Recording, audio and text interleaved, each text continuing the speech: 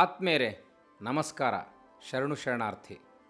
ಬಡವನಾಗಿ ಹುಟ್ಟುವುದು ತಪ್ಪಲ್ಲ, ಆದರೆ ಬಡವನಾಗಿ ಸಾಯುವುದು ಅಪರಾಧ ಎಂದು ನಂಬಿರುವ ಸ್ನೇಹಜೀವಿ ರಾಜ್ ಗೋಪಾಲ್ ಕಡ್ಲಿಕೊಪ್ಪ ಅವರದು ವೈವಿಧ್ಯಮಯ ವ್ಯಕ್ತಿತ್ವ.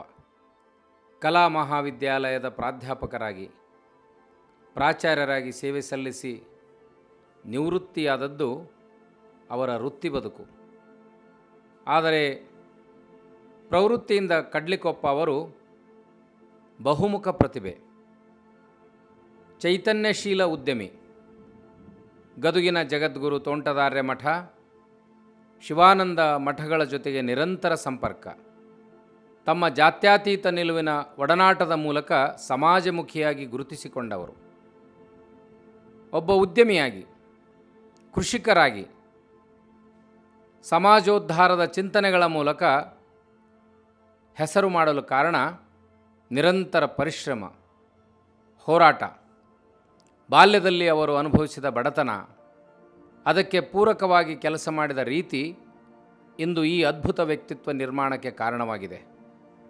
ಹಗಲು ರಾತ್ರಿ ದುಡಿಯುವುದು, ದುಡಿದದ್ದನ್ನು ಪರೋಪಕಾರ ವಿಚಾರಗಳಿಗೆ ಆಲೋಚನೆ ಮಾಡುವುದು. ಕಡ್ಲಿಕೊಪ್ಪ ಅವರೆಂದರೆ ಸತ್ಯಶುದ್ಧ ಕಾಯಕ ಮತ್ತು ದಾಸೋಹದ ಇನ್ನೊಂದು ಹೆಸರು. ನಾವು ವ್ಯಾಪಾರವನ್ನು ಲಾಭಕ್ಕಾಗಿ ಮಾಡುತ್ತೇವೆ. ವ್ಯಾಪಾರದ ಮೂಲ ಉದ್ದೇಶವೂ ಲಾಭವೇ. ವ್ಯಾಪಾರವಿಲ್ಲದೆ ಏನನ್ನೂ ಮಾಡಲಾಗುವುದಿಲ್ಲ. ಲಾಭವಿಲ್ಲದೆ ಯಾವುದೂ ನಡೆಯುವುದಿಲ್ಲ. ಇದು ಒಂದು ಸಾಮಾನ್ಯ ನಂಬಿಕೆ. ಈ ನಂಬಿಕೆಗಳ ಆಚೆಗೆ ತಮ್ಮ ಬದುಕನ್ನು ರೂಪಿಸಿಕೊಂಡು ಜಿಲ್ಲಾ ವಿಶ್ವಕರ್ಮ ಸಮಾಜದ ಹಲವಾರು ಚಟುವಟಿಕೆಗಳ ಮೂಲಕ ವಿಶ್ವಕರ್ಮ ಸಮಾಜವನ್ನು ಭೌತಿಕವಾಗಿ ಕಟ್ಟಿದ ಹೆಗ್ಗಳಿಕೆ ಆರ್ ಡಿ ಕಡ್ಲಿಕೊಪ್ಪ ಅವರದು.